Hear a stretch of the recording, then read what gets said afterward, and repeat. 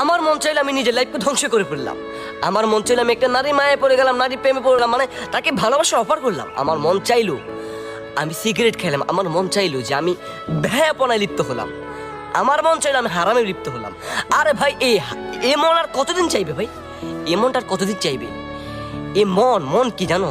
মন আমাদের লাইফের ধ্বংসের পিছনে আমাদের মনের সর্বোচ্চ কারণ। এই নফস আমাদের জীবনকে তেনা তেনা করে দিয়েছে। মন চাইছে এটা করলাম, মন চাইছে ওটা করলাম, মানে মন চাইলেই কি করতে হবে নাকি ভাই? ভাই এ হাত জোর করে অনুরোধ করতেছি, যে এসব মন চাওয়া বাদ দিন। মন আর কতদিন চাইবে? আপনার মনের চাওয়া ওই দিনে বন্ধ হবে যেদিন আপনি মৃত্যুবরণ করবেন, যেদিন আপনি অন্ধকার কবরে শায়িত হয়ে যাবেন, যেদিন আপনার নাম আর এই পৃথিবীতে নেওয়া হবে না। ওই দিন আপনার আর মন চাইবে না কোনো কিছু করতে।